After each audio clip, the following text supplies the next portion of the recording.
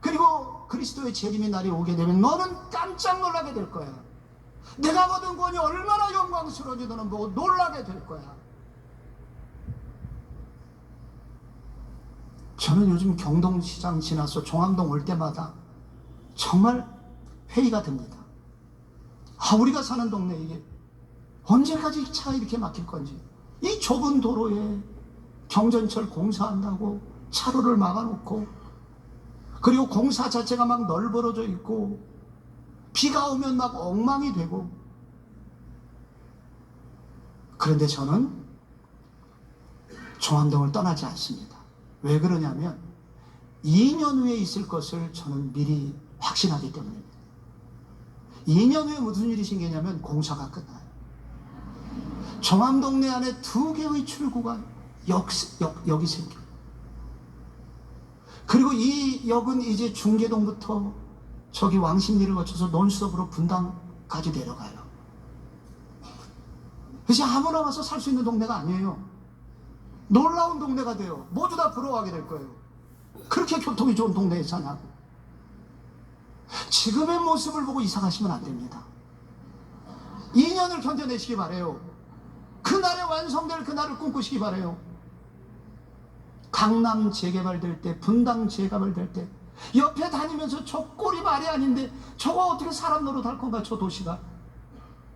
지금 모두 다 부러워하는 도시가 됐듯이, 여러분, 오늘 우리가 고통을 겪고 있는 이 거리가 바뀐다는 확신이 있는 사람은 그 소망을 갖게 되고, 소망을 가지고 인내하면서 기다리게 됩니다. 마태복음 24장 13절에 이런 말씀이 나옵니다. 끝까지 견디는 자는 구원을 얻으리라.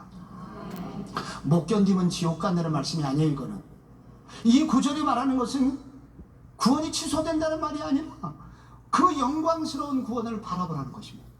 우리가 가는 그 나라는 지금 이게 전부 다가 아니라는 거예요. 구원이 가까이 왔으니 조금만 더 소망을 하라는 것입니다.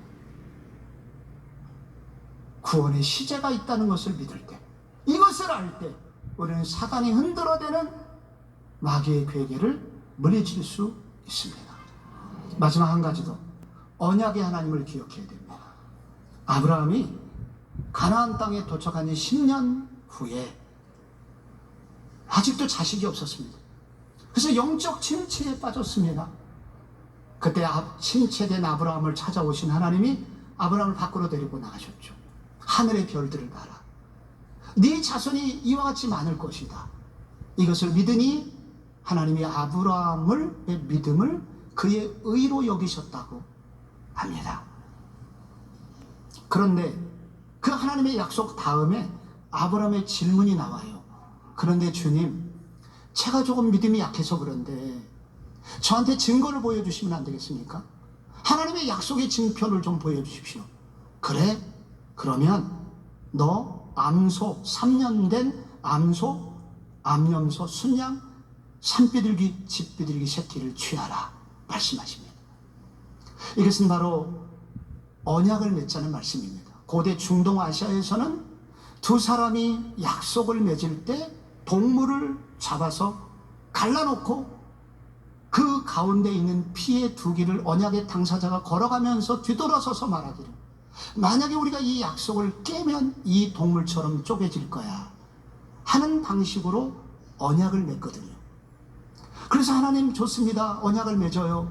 그런데 아브라함이 기다리고 있는데 동물도 쪼개놨는데 하나님이 나타나지 않는 거예요. 아브라함이 피곤해서 졸게 됩니다. 근데 이상한 소리가 돼서 눈을 딱 떠보니까 타는 횃불이 쪼갠 고기 사이로 홀로 지나가고 있었습니다. 타는 횃불은 하나님을 상징합니다. 아브라함하고 하나님하고 함께 그 길을 걸어가야 되는데 타는 횃불 홀로 언약의 길을 걸어가고 있습니다. 이것을 은혜 언약이라고 합니다. 너무도 감사한 것은, 만약에 아브라함하고 하나님하고 함께 그 길을 걸어갔다면 어떻게 됐을까요? 창세기 바로 다음 장 17장에 아브라함이 믿음이 약해져가지고 결국 약속을 기다리지 못하고 첩을 얻어요. 하갈이라는 애굽의 여종을 아내로 맞이하게 됩니다. 하나님의 진노가 임하면서 아브라함이 쪼개져야 되는데 쪼개지지 않습니다. 왜? 하나님 홀로 그 길을 걸어가셨기 때문입니다. 이 은혜 언약이라고 하는 것은 아브라함의 부족함에도 불구하고 하나님이 아브라함을 끝까지 책임지시겠다는 말씀입니다. 그래서 아브라함의 후손들도 마찬가지로 우리가 우리의 부족함과 연약함과 죄를 지음에도 불구하고 우리를 한 번 사랑하시기로 약속하신 그 하나님이 우리를 끝까지 지켜주시겠다는 말씀이세요.